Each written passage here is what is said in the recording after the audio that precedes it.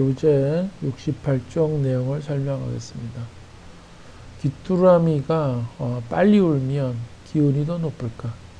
여기 보면 귀뚜라미 우는 속도인데요. 이것도 이제 양적 변수입니다.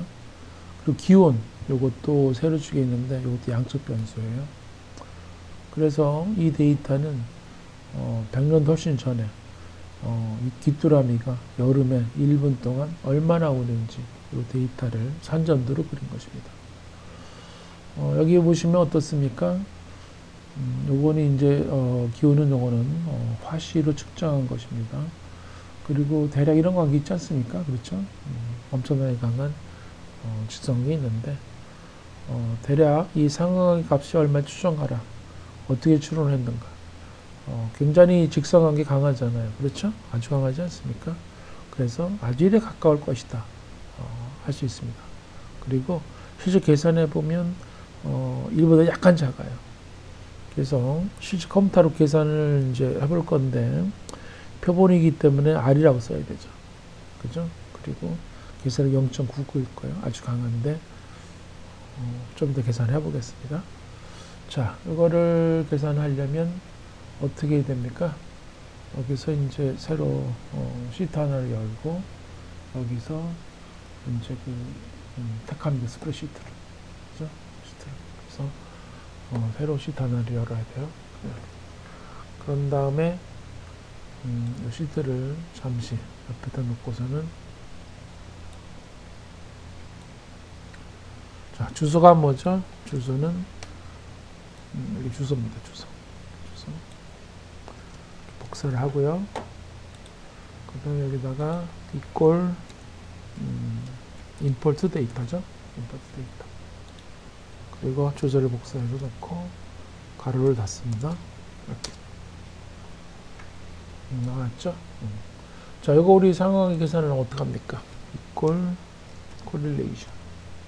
이거죠? 첫 번째 데이터 넣고 콤마. 그다음 두 번째 데이터도 넣고 가로를 닫고 엔터키를 치면 됩니다. 이렇게. 그래서 0.99죠? 0.99. 금방 계산한 것처럼. 자, 그래서 컴퓨터 계산을 해봤어요. 그랬더니 어떻습니까?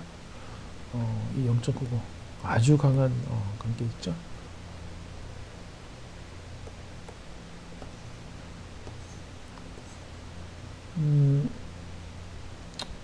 자, 그 다음에 이제 볼까요? 위의 그림은 40개 국가의 지방을 얼마나 많이 먹느냐, 그리고 평균 기대 수명치는 얼마나 되느냐 하는 것을 산점대로 그린 겁니다.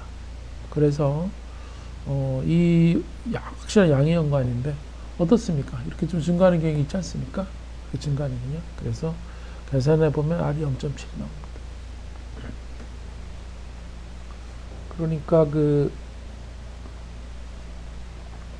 이 지방 섭취량이 좀 적잖아요. 그럼 이렇게 이제 좀 평균 수명이 좀 낮은 경향이 있죠. 그 다음에 이 지방 섭취량이 많잖아요. 그럼 평균 수명이 어떻습니까? 이렇게 좀 높은 경향이 있지 않습니까?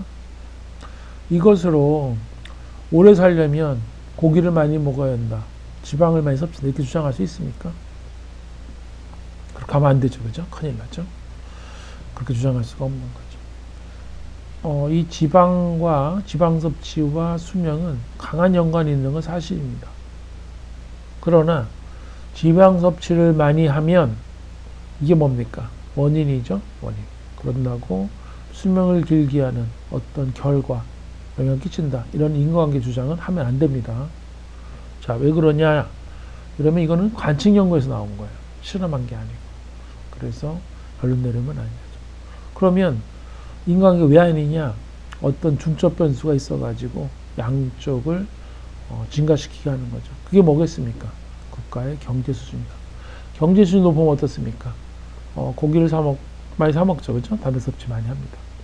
그 다음에 경제 수준이 높으면 어떻습니까? 의학 수준, 또 어떤 환경적인 요인, 이런 것도 연관이 있지 않습니까? 그래서 우리가 지방 섭취량은 기대 수명과 연관은 있지만, 그렇지만 인과관계 결론내면 절대로 안 되죠.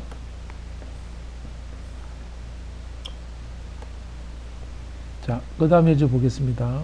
우리 체온이라고 하는 게 리듬에 따라 변하는데, 이걸 이제 시간이 쭉 24시간 지나가면서 체온이 자정부터 시작해서 어떻게 변하는지 우리 몸의 체온 봅니다.